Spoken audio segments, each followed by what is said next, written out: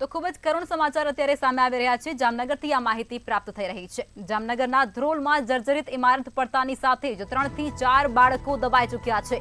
વણકર સમાજની જૂની કુમાર છાત્રાલય પડતાની સાથે જ 3 થી 4 બાળકો દબાયા હોવાના સમાચાર મળી રહ્યા છે, જેમાં એક બાળકના મોતની ડીવાયએસપીએ માહિતી પણ અત્યારે આપી દીધી છે।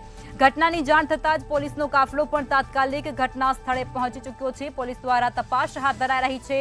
બંને બાળકોને બહાર કાઢવા માટે 2 જેટલા જેસીબીને પણ કામે લગાવવામાં આવી ચૂક્યા છે। તો આ સમાચાર અત્યારે જામનગરથી મળી રહ્યા છે। ખૂબ જ કરુણ કહી શકાય છે।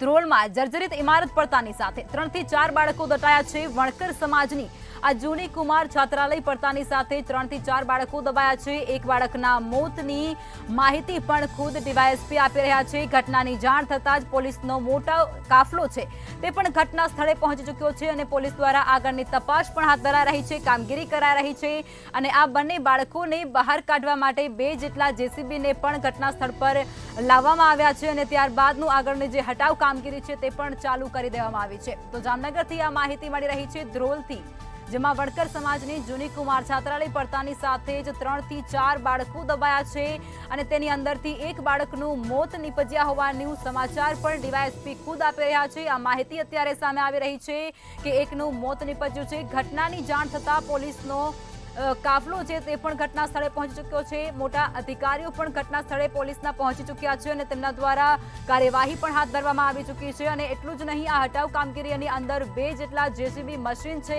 તેઓને પણ ઘટના સ્થળે તાત્કાલિક લાવવામાં આવ્યા છે અને આગળની જે કામગીરી છે તે તેમના દ્વારા હાથ ધરવામાં આવી રહી છે। જામનગરથી આ માહિતી સામે આવી રહી છે। જામનગરથી ખૂબ જ કરુણ સમાચાર કહી શકાય છે। નાના ભૂલકાઓ દટાયા હોવાની વિગત ત્યારે સામે આવી રહી છે। જોકે આ ઘટનાની જાણ થતાં જ પોલીસનો કાફલો તાત્કાલિક ત્યાં પહોંચ્યો છે અને તેમના દ્વારા આગળની કામગીરી અને તજવીજ હાથ ધરાય છે। સાથે જ આ બંને બાળકો જે દટાયા છે તેમને બહાર કાઢવા માટે 2 જેટલા જેસીબી મશીનને પણ ઘટના સ્થળે બોલાવવામાં આવ્યા છે અને તેમના દ્વારા કામગીરી તાત્કાલિક શરૂ કરી દેવામાં આવી છે। વણકર સમાજની જૂની કુમાર છાત્રાલય પડતા 3 થી 4 બાળકો દબાયા હોવાની માહિતી સામે આવી રહી છે। ધ્રોલની અંદર આ સમગ્ર ઘટના બનવા પામી છે। જામનગરથી આ સમાચાર છે। ઘટનાની જાણ થતાં જ પોલીસનો કાફલો પણ તાત્કાલિક ત્યાં પહોંચી ચૂક્યો છે અને બંને બાળકોને બહાર કાઢવા માટે જેસીબી મશીન પણ ત્યાં લગાવવામાં આવ્યું છે અને આ સાથે જ ડીવાયએસપી માહિતી આપી રહ્યા છે કે એકનું મોત નીપજ્યું છે।